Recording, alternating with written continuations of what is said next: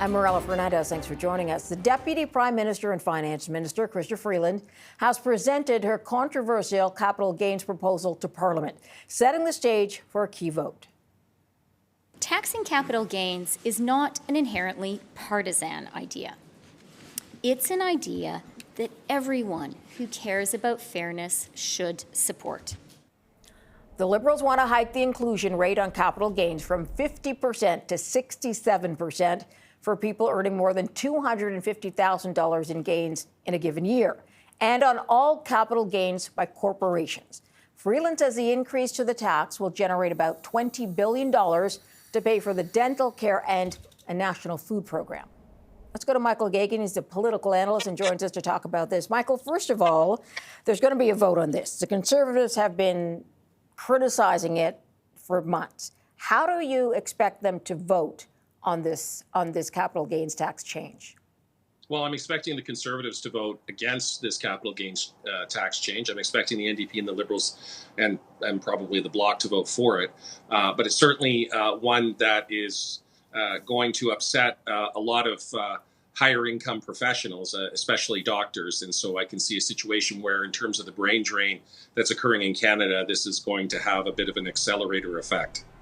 Was this necessary? Do you think this was something that needed to be done, given all of the promises the Liberals have made because of their joining with the NDP? Well, it was actually a very puzzling move, because if you're talking about tax fairness, I mean, you look at the carbon tax, which, has been shown to be inflationary, is shown to be very regressive. And I know there's tax rebates on the carbon tax, but overall the impact on, working Canadians is far more than on the wealthy Canadians. So if you're looking at, easing the tax burden for ordinary Canadians, you'd look at rescinding that.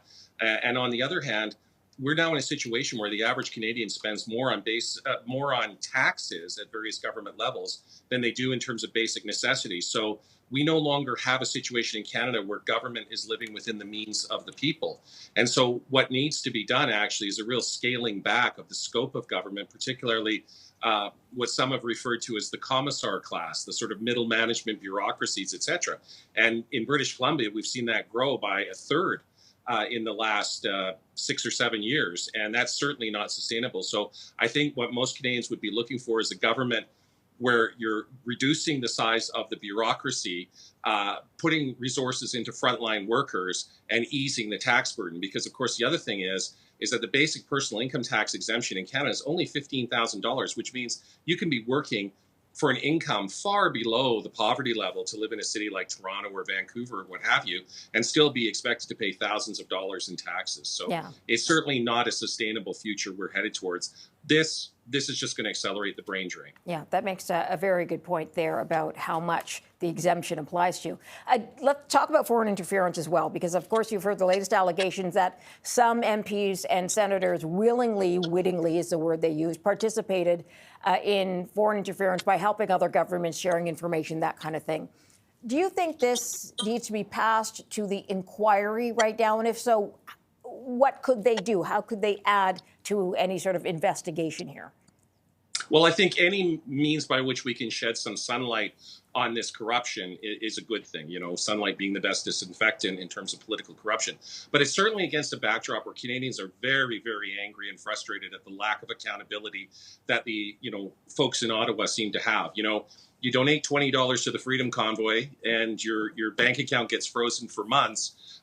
Commit treason and, we can't release the names, and, the RCMP doesn't have the legal tools in which to investigate, and the excuses go on. And I think this whole sort of, lack of accountability for our Laurentian elites, while the ordinary folks get hammered at every turn by, new governments and laws and regulations, is one that's increasingly unacceptable to Canadians. They expect to see these politicians held to account. They expect to see them prosecuted to the full extent of the law. And Canadians want to see some of these people go to jail. And in particular, where it was noted that one politician had committed out-and-out classic treason, they want that politician named. They want all of them named. And they want them to go to jail. And they want them to do serious time.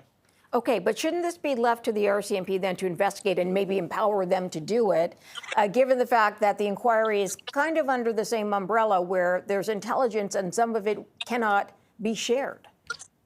Yeah, well, one would have thought that that would have been a matter of course, but there's certainly been some humming and hawing from the RCMP in terms of the current legal framework they operate within, et cetera, in terms of their actual ability to properly investigate. But I think the first step that has to happen is that there has to be a releasing of names, and those in terms of which MPs have done this. And whether this information is given formally out or whether it's leaked to the media or what have you, Canadians deserve to know, and they certainly deserve to know before we go to the polls in a year and a bit time.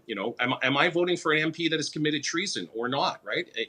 That is, I think, something a Canadian voter needs to know. So. Yeah.